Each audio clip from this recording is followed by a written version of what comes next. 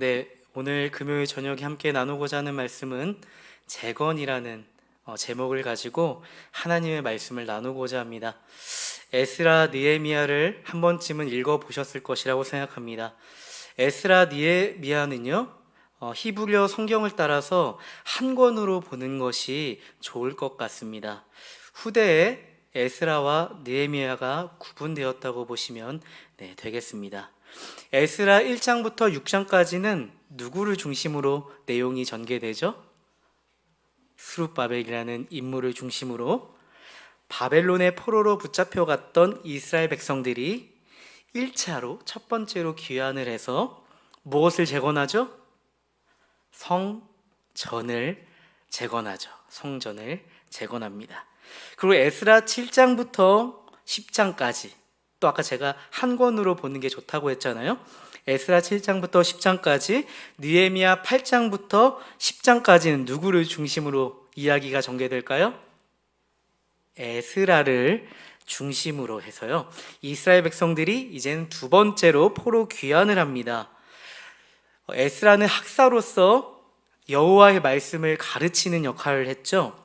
그래서 하나님의 말씀을 따라 이스라엘 공동체를 언약 공동체답게 만드는 그러한 재건을 위해서 일했던 사람입니다. 느헤미야 1장부터 7장, 그리고 중간에 아까 빠졌죠. 에스라가 중심이니까요. 11장부터 13장까지는 누구를 중심으로 할까요? 느헤미야를 중심으로 해서 느헤미야의 미션이 무엇이었는지 기억을 하실 겁니다. 무너진 성벽을 재건하는 거죠. 그는 총독으로 와서 이스라엘 공동체의 시스템, 제도와 체계들을 하나하나 정비해 나가고, 하나님의 말씀의 기준을 따라서 시스템과 체계를 구축해 나가는 그러한 역할을 하죠. 오늘 말씀은요, 에스라 3장과 느헤미야 8장을 좀 중심으로 해서 말씀을 나누고자 합니다. 제가 에스라와 느헤미야를 읽다 보니까 에스라와 느헤미야의 공통적인 장면이 하나가 있더라고요. 그 장면은 무엇이냐면 이스라엘 백성이 울음을 터뜨리는 장면입니다.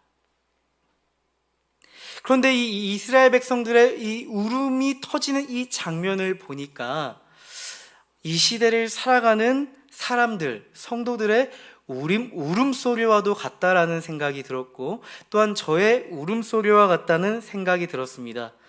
그래서 함께 에스라와 느헤미야에 등장한 이스라엘 백성의 그 울음소리, 탄식을 보면서 이 시대를 살아가는 우리의 부르짖음과 울음소리를 하나님 앞에 고백하는 그런 시간이 되었으면 좋겠습니다.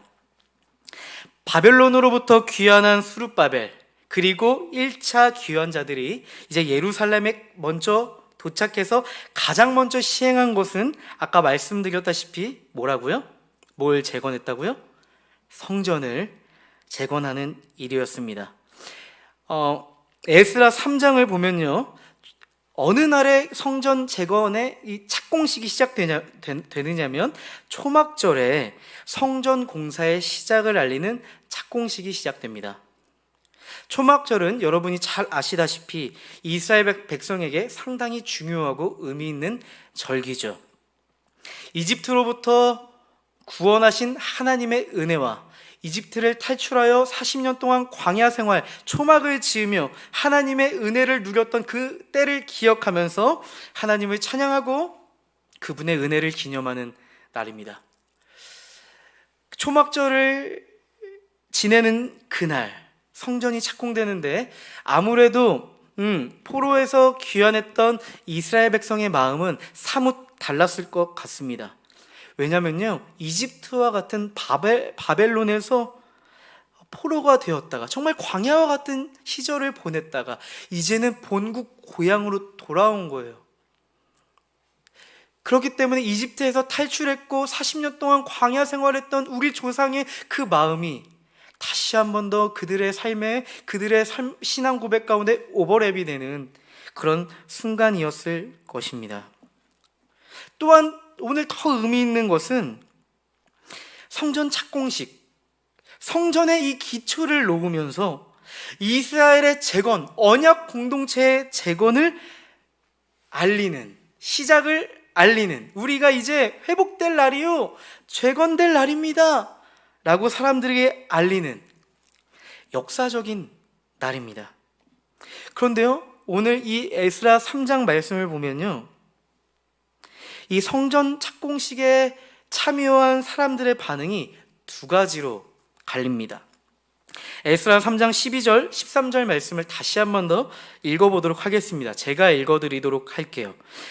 제사장들과 레위 사람들과 나이 많은 족장들은 첫 성전을 보았으므로 이제 이 성전의 기초가 놓임을 보고 대성통곡하였으나 여러 사람은 기쁨으로 크게 함성을 지르니. 여기 보시면요, 성전 착공식에 이 성전의 기초를 놓는 그 장면이 연출이 되는데, 한 부류의 사람은 대성통곡을 했다라고 이야기를 하고, 또 어떤 사람들은 기쁨으로 크게 함성을 질렀다라고 이야기를 하고 있습니다. 13절 말씀을 보면요, 한번 들어보세요. 백성이 크게 외치는 소리가 멀리 들림으로 즐거이 부르는 소리와 통곡하는 소리들을 백성들이 분간하지 못하였더라.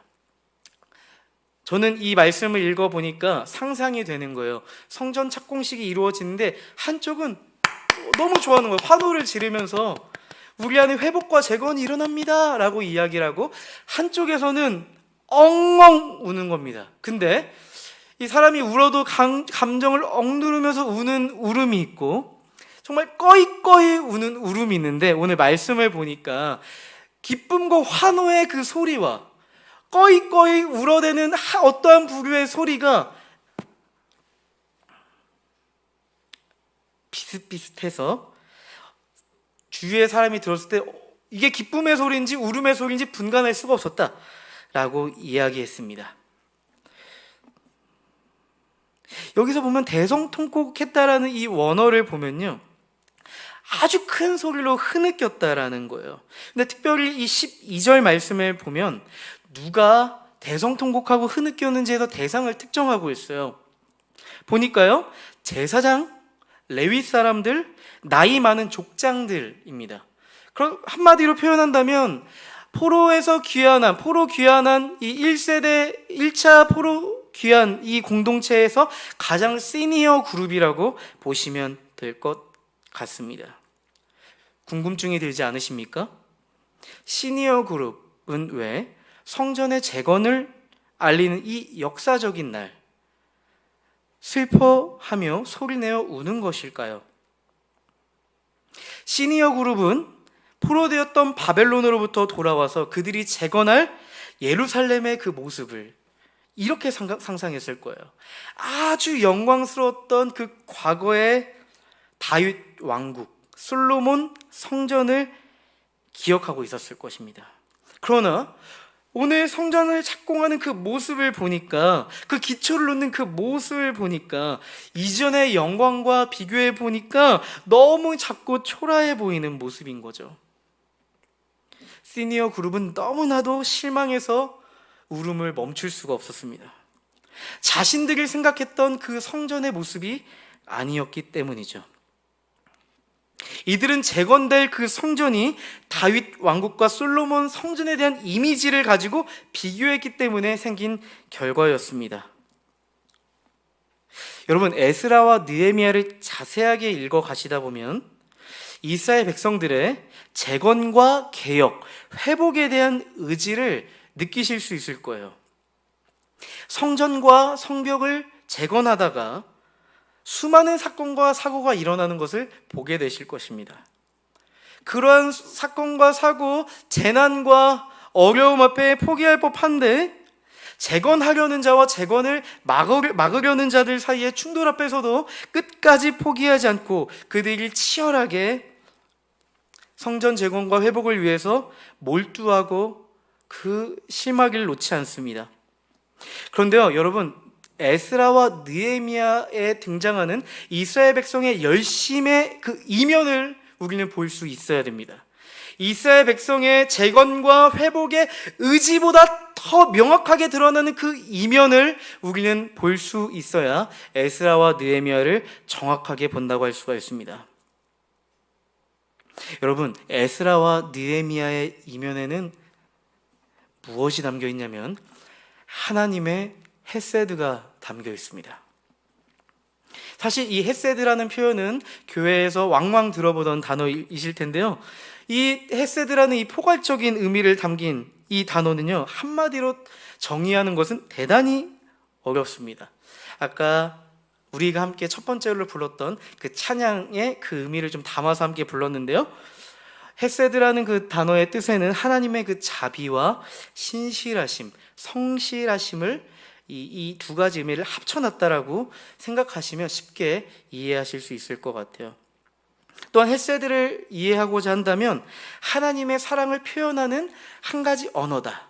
또 한 가지 조금 더 밀접하게 더 들어간다고 한다면 하나님과 하나님의 언약 백성의 그 관계를 표현할 때 성경은 끊임없이 헤세드라는 말을 사용해요. 그래서 여러분 놀라지 마세요. 구약 성경에 보면 헤세드라는 표현이 몇 번이나 등장하는지 아세요?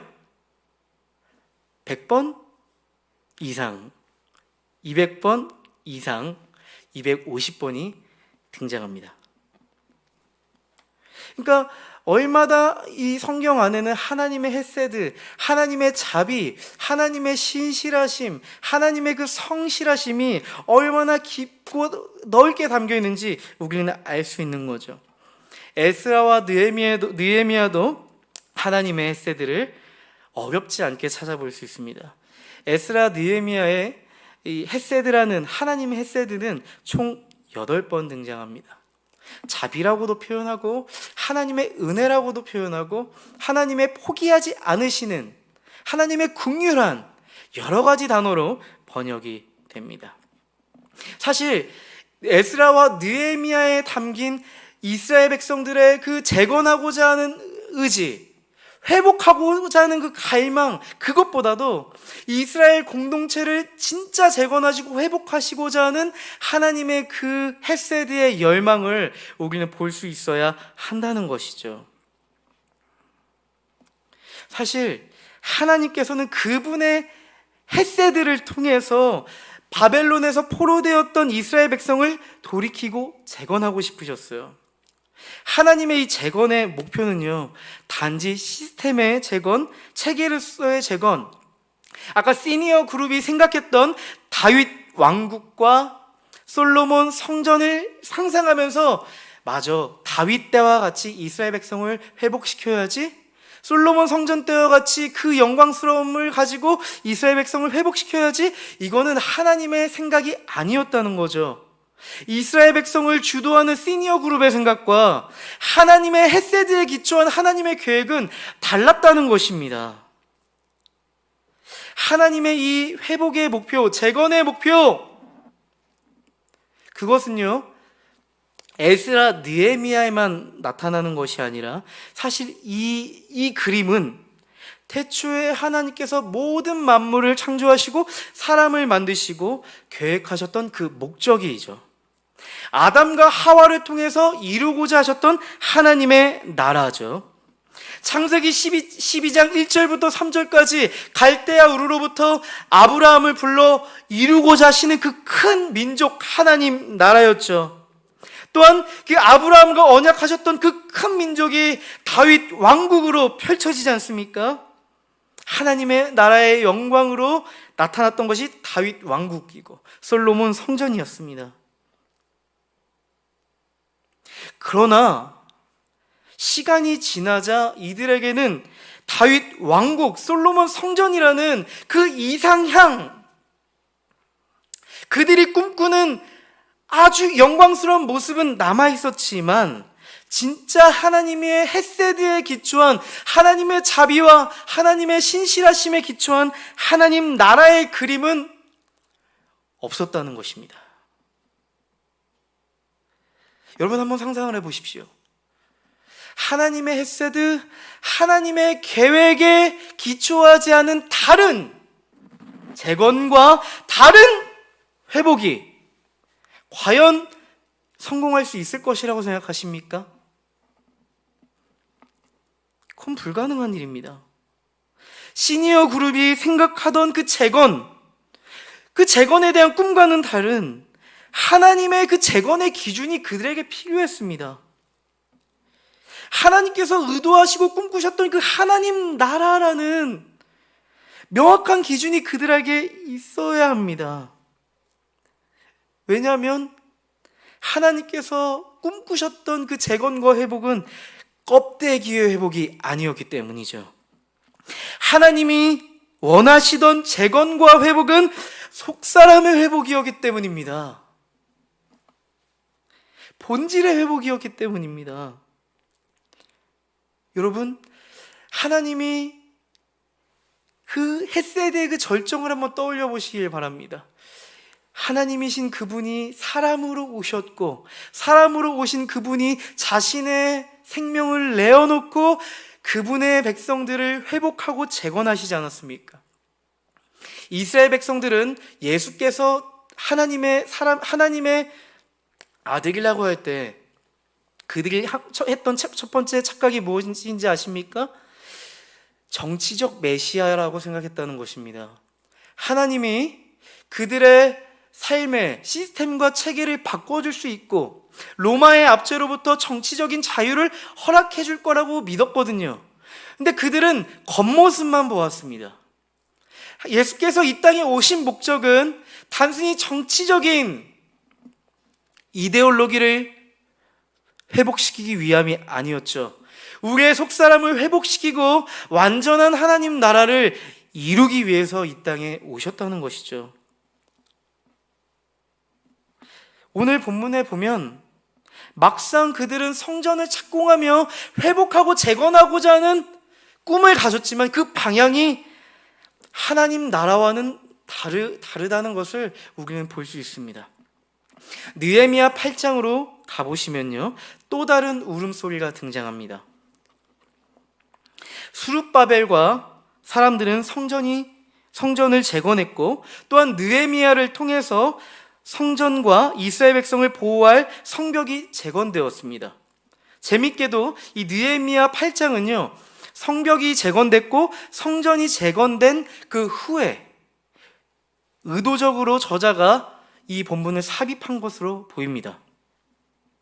내용은 이러합니다. 에스라와 이스라엘 백성은요, 수문 앞 광장에 모입니다.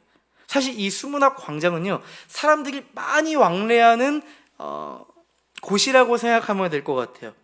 아고라라고 생각하면 되실 것 같아요. 그곳에는 재판도 일어나고 여러 가지 상거래도 일어나고, 요즘 뭐 당근마켓 많이 하시던데 당근 모이는 그런 장소가 될 수도 있겠고요. 모임들이 활발하게 일어나는 그런 도시의 중심지라고 볼 수 있을 것 같아요. 그곳에 남자뿐만 아니라 여자들도 모이고, 또 오늘 성경에 보니까 말을 알아들을 수 있는 사람은 다 모였다라고 이야기해요. 어떠한 차별 없이 하나님의 말씀을 듣고 싶은 자들은 그 수문 앞 광장에 모두 모였음을 우리는 알 수가 있습니다. 학사 에스라는 율법책을 펴고 율법에 담겨있는 하나님의 뜻을 하나하나 세세하게 해석해 주기 시작합니다. 8절 9절 말씀을 보실까요? 너무 길어서 다 읽진 않고 에스라 8장 8절 9절 말씀을 제가 한번 읽어드릴게요. 한번 의미를 생각하면서 들어보시면 좋겠습니다. 하나님의 율법책을 낭독하고 그 뜻을 해석하여 백성에게 그 낭독하는 것을 다 깨닫게 하니. 에스라가 율법을 낭독해주고 그 뜻을 하나하나 해석해주기 시작하니까 사람들이 반응이 어떻게 일어납니까? 깨닫기 시작했다고 이야기하죠. 근데 9절 말씀 한번 보시면 백성이 율법의 말씀을 듣고 어떻게 합니까? 다 우는지라 이렇게 이야기합니다. 그리고 이 총독 느헤미야와 학사 에스라는 이렇게 이야기하죠. 오늘 너희 하나님 여호와의 그 거룩한 날이니 너희는 슬퍼하지 말고 울지 말라라고 이야기합니다. 그리고 8절 그 전의 말씀을 보면요, 7절에도 율법을 깨닫게 하였는데 라고 이야기해요. 7절과 8절에 율법을 깨달았다. 하나님의 율법이 낭독되고 율법이 해석되고 그리고 이스라엘 백성의 반응이 깨닫게 되었다라고 이야기를 하고 있습니다. 이스라엘 백성이 포로 생활을 하느냐고 율법을 까마득하게 잊었을까요? 결코 아닐 것입니다. 이스라엘 백성은 바벨론의 포로 생활을 하는 동안에 끊임없이 그들의 본향 아브라함에게 주셨던 그 언약을 잊지 않고 우리는 언약의 땅으로 돌아가야 한다는 하나님의 말씀을 기억하고 있었을 것입니다. 그들은 여전히 율법에 따라 그들의 절기를 지키고 있었고 하나님의 율법에 따라 제도를 만들어서 그들 나름대로 열심히 지키고 있었습니다. 근데 오늘 에스라를 통해서 듣고 있는 이 율법을 해석하고 그들이 깨닫기 시작하면서 그들의 반응이 달라지기 시작하는 거죠. 그들이 하나님의 말씀을 깨닫기 시작하자 도저히 감정을 억누를 수 없는 울음이 터져 나옵니다. 근데 여러분, 에스라 3장에서 나오는 그 이 울음과 느헤미야 이 8장의 울음은 여러분이 느끼시기에 차이가 있지 않습니까? 차이가 느껴지지 않으세요? 우리가 이 말씀을 자세히 읽다 보면 에스라와 느헤미야에 나오는 이 이스라엘 백성의 울음이 현저하게 다르다는 것을 우리는 늘 느낄 수가 있습니다.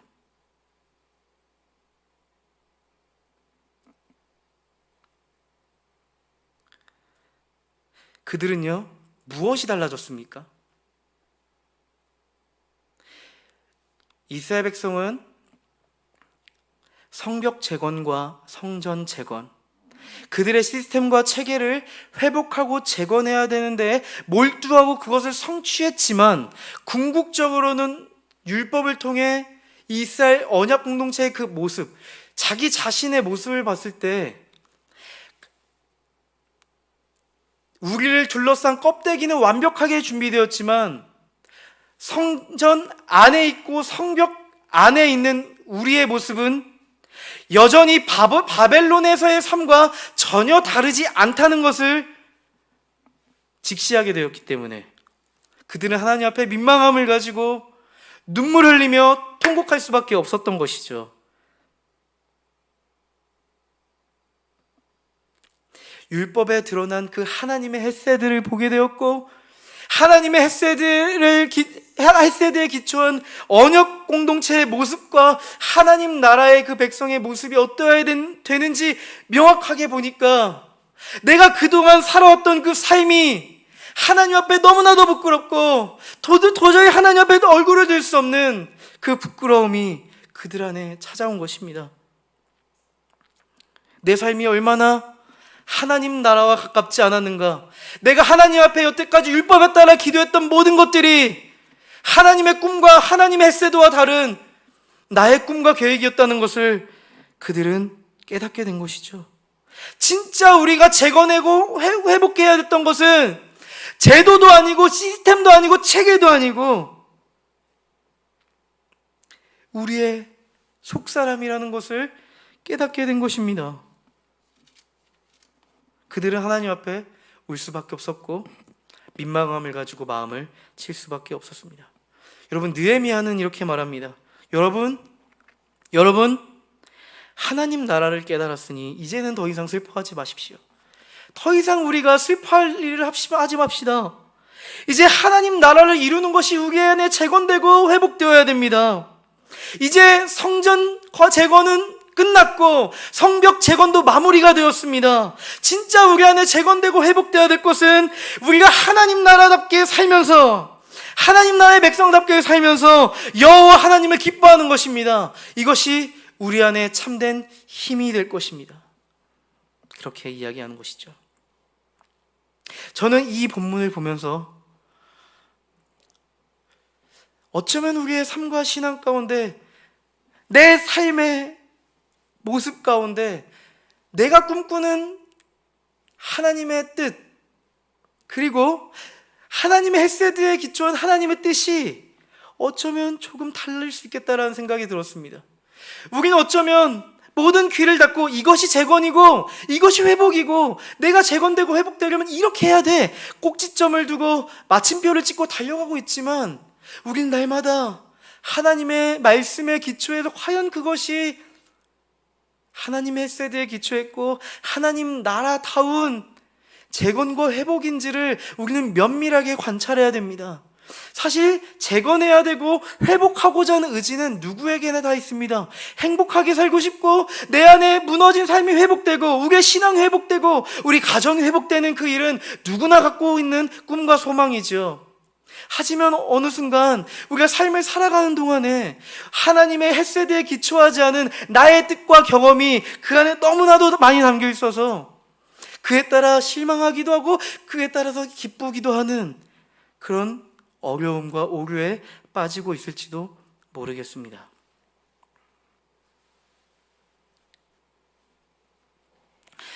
코로나 이전의 모습으로 조금 있으면 시스템과 체계가 돌아가겠죠. 다시 모든 사역들이 정상적으로 돌아가겠죠. 어쩌면 이제는 줌으로 모이는 그 모임을 더 이상 하지 않아도 된다는 이 자유함을 가지고 우리 안에 순모임이 진행될 수도 있겠죠. 이제 어쩌면 2021년만 잘 버티면, 올 한 해만 잘 버티면, 2년 잘 버텼으니까 2022년에는 정상적으로 돌아가는 이 교회의 시스템과 체계 앞에서 막연하게 우리의 신앙이 회복될 수 있지 않을까? 혹시 그렇게 생각하고 있다면